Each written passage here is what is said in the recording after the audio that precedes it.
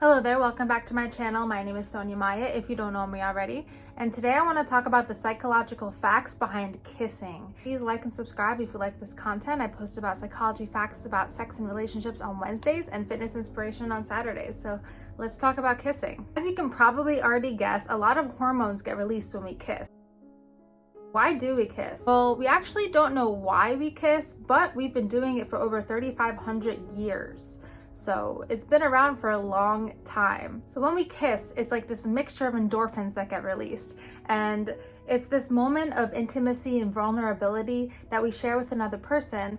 And generally it's with someone that we are expressing love to and trust, but that's not always the case, as I'm sure many of you know, as many strangers like to kiss, even though that is not something that I partake in, but I've seen it very many times at parties, just strangers going at it, but it's generally between lovers. What happens to the body while we're kissing?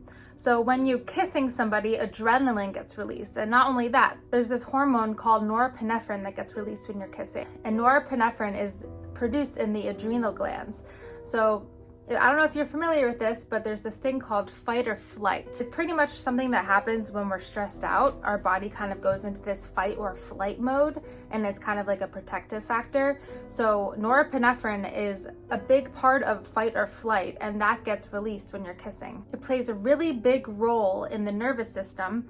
And when you kiss, norepinephrine gets released into the bloodstream. And this is the same thing that happens when a stressful event occurs, when you think you might be in danger, or you get attacked by a bear. I don't know why I always think of a bear in the fight or flight situation. But yeah, you get all like, oh, you get frozen, and you're like, okay, do I fight or do I peace out? So it's pretty interesting that that happens when you're kissing. So what happens when you're kissing? Your pupils dilate, your heart starts beating faster, you might get some sweaty palms. His palms are sweaty. People say that when they kiss, time just goes out the window and it's like time gets frozen. I've definitely heard in a bunch of romance songs, it's like time stands still when I'm kissing you, like that kind of ushy-gushy stuff. But it's true, time be standing still. And a lot of this has to do with the norepinephrine, that getting released. And norepinephrine also helps you focus, it increases focus, which is why a lot of people can actually remember their first kiss. I saw a statistic, it was about people were saying that they can remember about 90% of the events around their first kiss. So that is mostly due to the fact of norepinephrine getting released that increases that focus in that moment. Something else that's interesting that happens in the body when you kiss is glucose gets released. So it's pretty interesting because 24 facial muscles are used when you're kissing and you actually burn calories. I can't imagine it being like a significant amount of calories. Like you can't replace making out with Stairmaster or doing a really good resistance training workout. I wouldn't do that.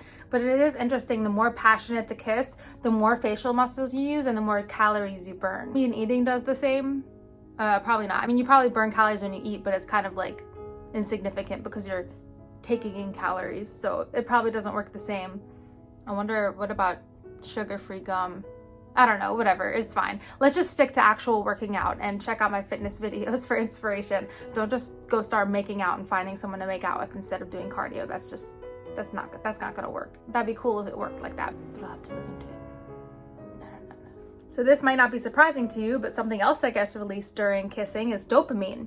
And dopamine is that feel-good hormone that gets released when someone's doing something that's addicting. So kissing can be addicting. And not only that, when you're kissing, dopamine gets released, but the brain also kind of shuts down or shuts up some negative emotions. So you might feel more like you can trust somebody, or your anxiety might go down after kissing somebody. It makes you more vulnerable, which is why it's important to keep in mind red flags, because when you start kissing and getting sexually involved with somebody, you might not think about red flags, like maybe this person isn't good for me, just because those hormones are getting released and you're feeling so good in the moment. Which definitely touches on the video I was talking about, how we tend to catch feelings for the wrong person. A lot of this has to do with sex, but it also could have to do with just the automatic release of hormones that happens when you're like attracted to someone that's attracted to you back, and then kissing definitely releases that even more. So just beware of red flags regardless. It definitely makes sense that kissing is addicting, because think about how many people make out at parties, even with people that they don't even know. And I see it happen all the time. Something else that gets released is, of course, good old oxytocin, which is the love and trust hormone. And oxytocin, if you haven't already seen my other videos, I talk about it a lot. It's the hormone that gets released when a mother is breastfeeding their newborn child, or just like the feeling of just like holding a newborn baby. Oxytocin gets released when you're having sex, after sex, when you're cuddling. But of course, it gets released when you're kissing. And that could be a big part of foreplay, of course, to get the woman or the man, especially the woman, because women love foreplay the most, but everyone should be doing it. Everyone should be loving it. It's so important. But oxytocin gets released in general when you're kissing. And something else that happens when you're kissing is your pupils dilate, which is apparently why people close their eyes. But also, I feel like it'd be pretty awkward if people were making out and kept their eyes open.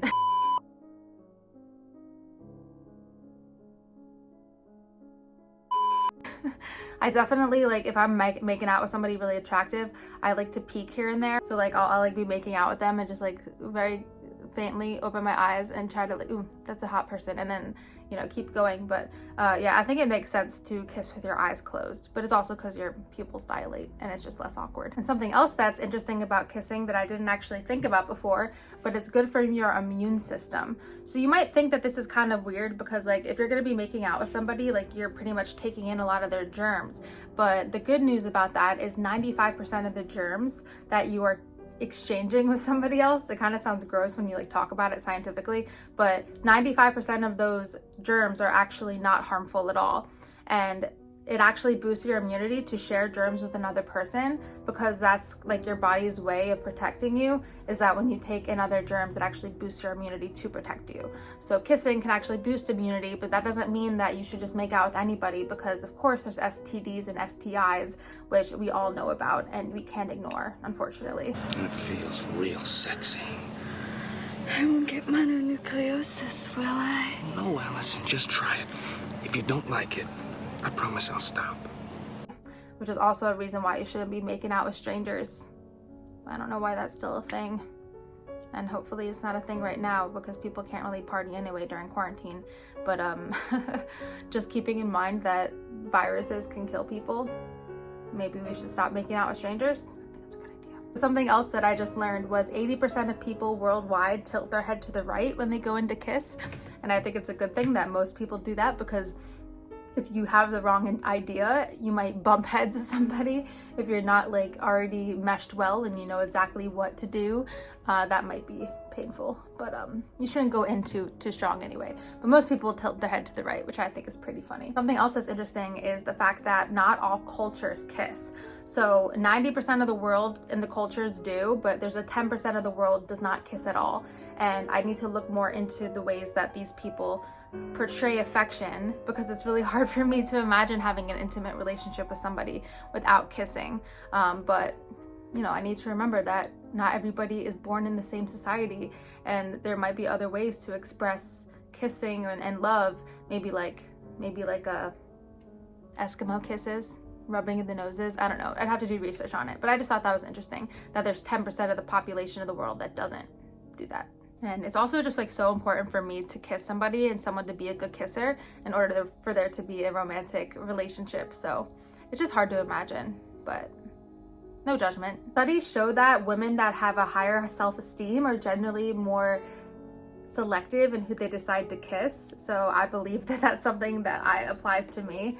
I feel like I have a pretty high self-esteem for the most part, even though I'm hard on myself sometimes, but I'm very selective on who I kiss. Something else that is really important to note about kissing is people that are in relationships that kiss more, they tend to have healthier relationships and longer lasting. So if you're in a relationship right now, or you know, if you're going to be in a relationship in the future, kiss your lover goodbye, kiss them in the morning. You can go brush your teeth first if you want to, but you know, sometimes you don't have to.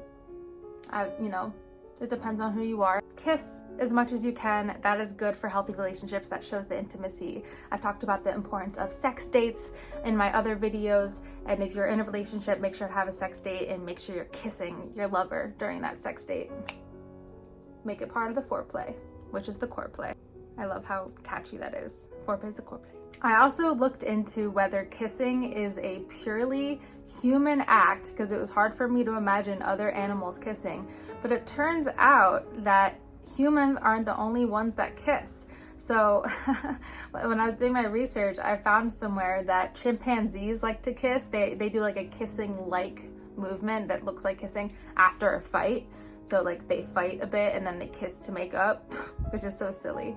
And then elephants do a kissing-like movement too to show intimacy, and also meerkats. If someone were to ask me before I did my research, I would be like, no, that's like a human-only thing. Like what? But it turns out meerkats, elephants, and chimpanzees be smooching too. So yeah, comment below if that's surprising to you, because it was definitely surprising to me. So thank you so much for watching this video on psychology facts about kissing. I hope you learned something. Comment below what was the most surprising to you. So I want you to answer these questions. Any of these questions, you could choose any of them. Do you remember your first kiss? Is kissing really important to you when you're dating somebody? Do they have to have a good kiss? Is that really important? And number 3, did you know that animals kiss too, not just humans? Because I didn't know that. You learn new things every day. So thank you so much for watching this video. Please check out my Instagram, my TikTok, my other videos. I'm going to put a playlist right here of my psychology facts about relationships and sex videos because I'm so passionate about it. I do post every Wednesday and Saturday. Thank you so much for watching, and I will see you in the next video. Love ya. I wanted to take a moment to say a very special thank you to the patrons on my Patreon, and I'll put the names right up here. Thank you so much for your support.